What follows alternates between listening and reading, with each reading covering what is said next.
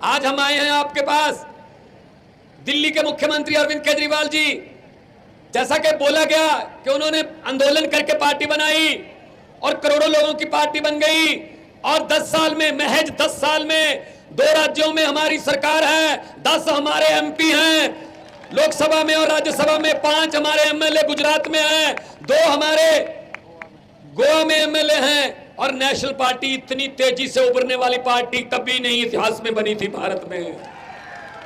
इसमें कोई rocket science नहीं है, हमारे पास पैसे नहीं है, हमारे पास इनकी तरह हम धर्म का नाम इस्तेमाल नहीं करते, हम जाति की बात नहीं करते, हमारे पास लोग हैं, 140 करोड़ लोग हैं।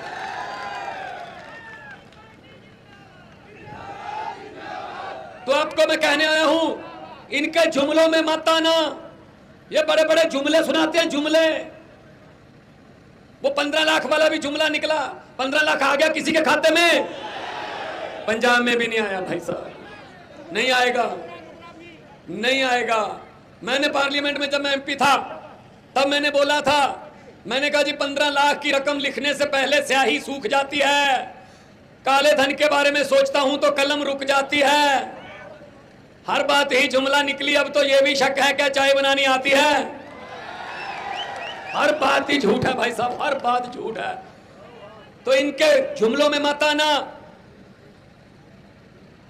जब वोट देने जाओगे तो एक चीज मेरी आज बात ध्यान से याद रख लेना, मशीन को देखोगे उसमें बटन के सामने चुनाव चिन्ह, वो बटन ना तो किसी हाथ पंजे का है, वो बटन ना किसी कमल के फूल का है, वो बटन ना किसी हाथी का है, वो बटन ना किसी सीढ़ी का या किसी दाती हथौड़े का है, वो बटन ना ही किसी झाड़ू का है। असल में वो बटन आपकी और आपके बच्चों की किस्मत का बटन है।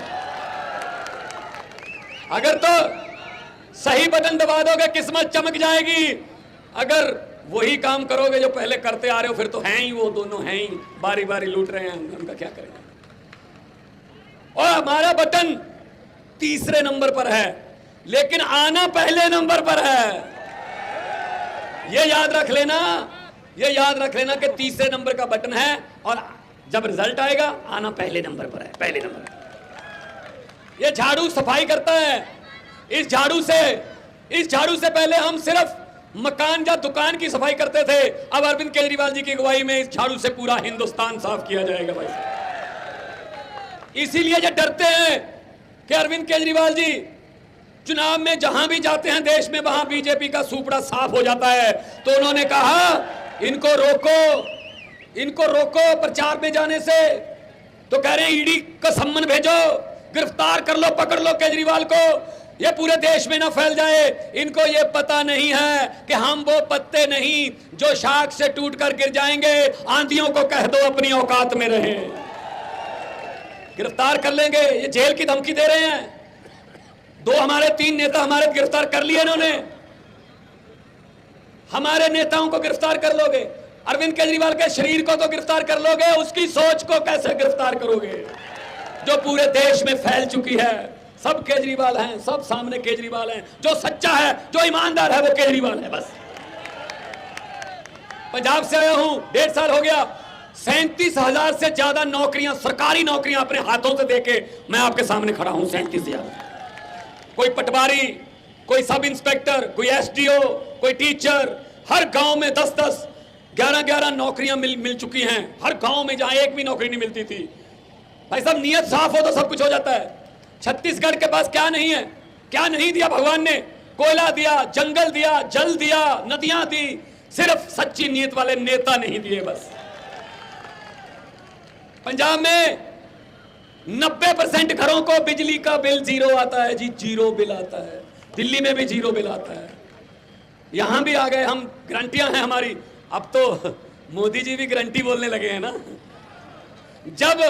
जब बीजेपी के लिए बजने लगी खतरे की घंटियां, तब मोदी को याद आई केजरीवाल की गारंटियां।